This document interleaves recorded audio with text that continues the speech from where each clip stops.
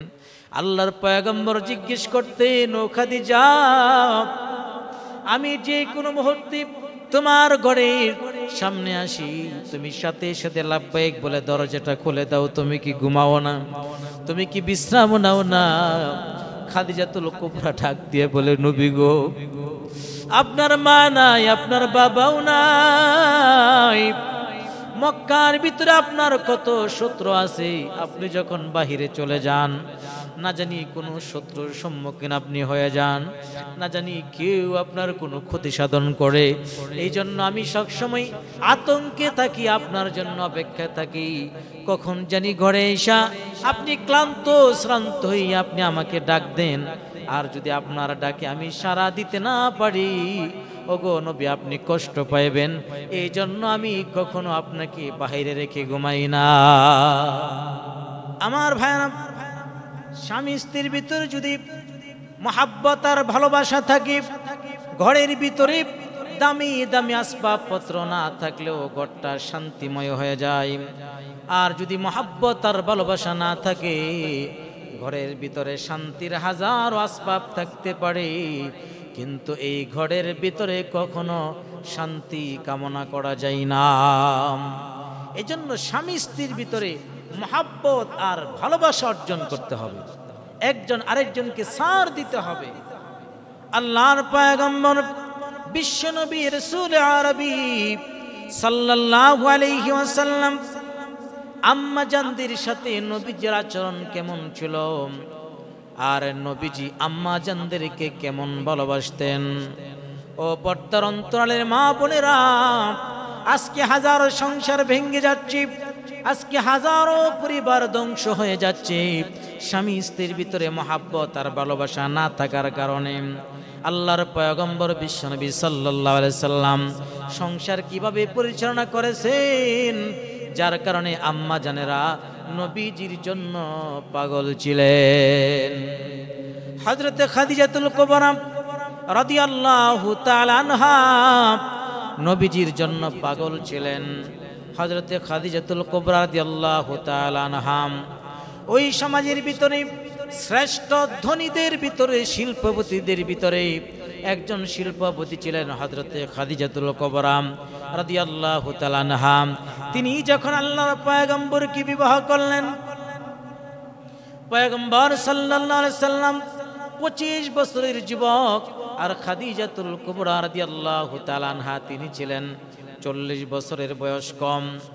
আল্লাহর পয়গম্বরকে বিবাহ করলেন, নবীজিকে কত মহব্বত করতেন, নবীজিকে কত ভালোবাসতেন।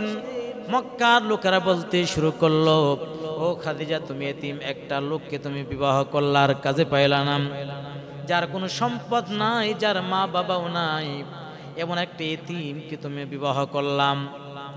হযরতে খাদিজাতুল কুবরা রাদিয়াল্লাহু তাআলা আনহা একটা অনুষ্ঠানের আয়োজন করলেন, মক্কার সমস্ত লোকদেরকে দাওয়াত দিলেন। দাওয়াত দেওয়ার পরে সমস্ত লোকদেরকে হযরতে খাদিজাতুল কুবরা রাদিয়াল্লাহু তাআলা আনহা বলতে আরম্ভ করলেন, আপনারা কি বলেন, মুহাম্মদ সাল্লাল্লাহু আলাইহি সাল্লাম আর আমার সাথে বিবাহটা এটা ভালো হয় না, এটা আমার জন্য কল্যাণ হয় নাই। এখন আমি আপনাদের কাছে জানতে চাই, মুহাম্মদ সাল্লাল্লাহু আলাইহি সাল্লাম 25 বছরের তরতাজা যুবক, আর আমি হলাম 40 বছরের একজন মহিলা। এখন বলেন, এই বয়সের দিক থেকে মুহাম্মদকে বিবাহ করে আমি কি লাভবান হয়েছি নাকি আমার লোকসান হয়েছে? সমস্ত লোকেরা বলেন, এই দিক থেকে তো ঠিক আছে। এবার মক্কার ওই লোকদেরকে বলতে আরম্ভ করলেন, হযরতে খাদিজাতুল কুবরা রাদিয়াল্লাহু তাআলা আনহা বংশগত দিক থেকে মুহাম্মাদের বংশটা কি ছোট বংশ না বড় বংশ? বলে বড় বংশ, কুরাইশ বংশ। তাহলে এই দিক থেকে আমি ঠকছি নাকি জিতছি? বলে এই দিক থেকেও তুমি তো লাভবান হয়েছো। তা বলে, তাহলে মুহাম্মাদের কি নাই? সম্পদ নাই, টাকা নাই, অর্থ নাই, এই তো। বলে, হ্যাঁ, মুহাম্মাদের টাকা পয়সা নাই। বলে, ঠিক আছে, তোমরা সাক্ষী থাকো, আমার যত স্থাবর অস্থাবর সম্পত্তি আছে, সমস্ত স্থাবর অস্থাবর সম্পত্তিগুলো আমার স্বামী মুহাম্মদকে আমি মালিক বানায়া দিলাম। আল্লাহু আকবার। আজকের দিনের স্ত্রীরা স্বামীর সম্পদকে কিভাবে লুণ্ঠন করবে, স্বামীর সম্পদকে কিভাবে ভক্ষণ করে আরেকটা পর পুরুষের সাথে সম্পর্ক জোড়াইয়া স্বামীর সম্পদগুলোকে ধ্বংস করে দেয়। শত শত ফোন আসে যারা বিদেশের জমিনে থাকে, আমার ভাইয়েরা, প্রবাসের ভাইয়েরা প্রায় সময় ফোন করে থাকি, আমি লক্ষ লক্ষ টাকা এই প্রবাস জীবনে কষ্ট করে স্ত্রীর জন্য পাঠাইছি, কিন্তু আমার স্ত্রী টাকাগুলোকে নষ্ট করে আর একটা পুরুষের সাথে চলে গেছে। এইভাবে স্বামী স্ত্রীর ভিতরে অসংখ্য অগণিত সংসার আছে, ঘর আছে, ধ্বংসে পরিণত হয়ে গেছে, একজন আরেকজন ধ্বংস হয়ে গেছে। সুতরাং এই ধ্বংস থেকে যদি বাঁচতে চায়, রাহমাতের নবী বিশ্ব নবীর অনুসরণ অনুকরণ আমাদেরকে করতে হবে।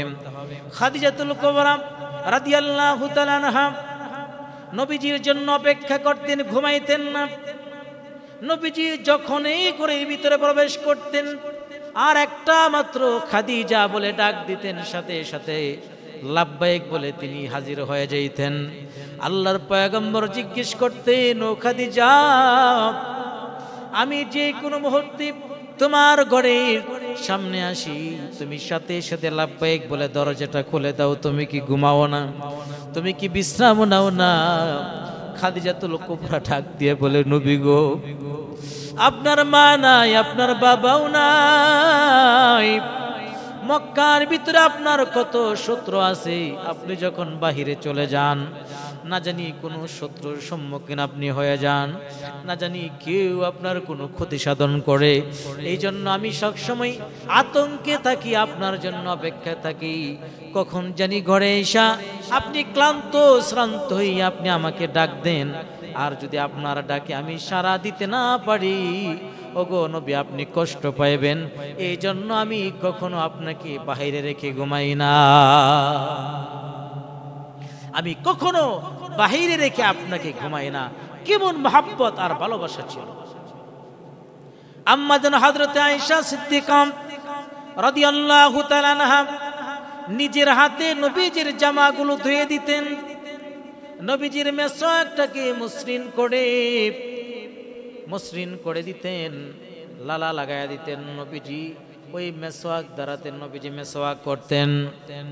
হযরতে আম্মা জান আয়েশা সিদ্দিকা রাদিয়াল্লাহু তাআলা আনহা নবীজির বিরহ সহ্য করতে পারতেন না।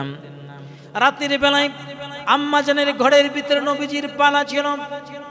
হঠাৎ করে রাতের মাঝখানে ঘুম ভেঙে যায়, হাত বোলায় দেখি নবীজি নাই। আম্মা জান হতচকিত হয়ে গেলেন। আম্মা জান হাত বুলাইতেছে, হঠাৎ করে নবীজির মাথা মুবারকের মধ্যে হাত লাগলো, অর্থাৎ নবীজি সাল্লাল্লাহু আলাইহি ওয়াসাল্লাম তখন সিজদার মধ্যে ছিলেন। আম্মা জান আয়েশা সিদ্দিকা রাদিয়াল্লাহু তাআলা আনহা নবীজিকে ভালোবাসতেন, মহব্বত করতেন। সমস্ত আম্মা জানেরা নবীজিকে অনেক মহব্বত করতেন, ভালোবাসতেন। এই জন্য আজকে আমরা স্বামী স্ত্রীর ভিতরে মহব্বত আর ভালোবাসা যদি অর্জন করতে পারি, তাহলে ঘরের ভিতরে শান্তি চলে আসবে। আল্লাহর পয়গম্বরের জীবনটা আমরা ফলো করব, আমাদের আম্মা জানদের জীবন, আমরা উম্মাহাতুল মুমিনের জীবনকে আমরা ফলো করব, তাহলে এই ঘরের ভিতরে কখনো অশান্তি আসবে না। আজকের এই সমাজের ভিতরে অসংখ্য ফ্যামিলি এমন রয়েছে, স্বামী স্ত্রীর ভিতরে ঝগড়া ফাসাদ, স্ত্রী বাপের বাড়িতে আছে, স্বামী অনেক কষ্ট করতেছে, অনেক সময় দেখা যায় স্বামী স্ত্রীকে তালাক দিয়ে দেয়, অনেক সময় দেখা যায় স্ত্রী স্বামীকে রেখে আরেকটা পুরুষের সাথে পরকিয়া করে চলে যায়। এমন ফিতনা ফাসাদের ভিতরে অনেক মা বোনের আজকে রয়েছে। সুতরাং মা বোনদেরকে বলবো, নবীজি সাল্লাল্লাহু আলাইহি ওয়াসাল্লামের শিখানো আমলটা যদি আমরা করতে পারি, আপনার স্বামী আপনাকে ভালোবাসবে, মহব্বত করবে, আপনাকে ছেড়ে চলে যাবে না। আপনার স্বামী পরকিয়া করবে না, আপনার স্বামী আপনার প্রতি ভালোবাসবে, মহব্বত করবে। আল্লাহর পয়গম্বর সাল্লাল্লাহু আলাইহি সাল্লামের প্রতিটা হাদিস, প্রতিটা আমল আমাদের জন্য, আমাদের জীবনের সফলতার জন্য মাইল ফলক। নিয়ামুল কোরআনের ভিতরে এসেছে, হিসনে হাসিনের ভিতরেও এসেছে, আল্লাহ পাক রব্বুল আলামিনের কিছু 99 নামের ভিতরে কিছু নাম আছে, এই নামগুলোর আমল যদি করতে পারে আল্লাহ পাক রব্বুল আলামিন সংসারের ভিতরে ভালোবাসা দান করবেন। আল্লাহ পাক রব্বুল আলামিন বলেন, ওয়ালিল্লাহিল আসমাউল হুসনা ফাদউহু বিহা।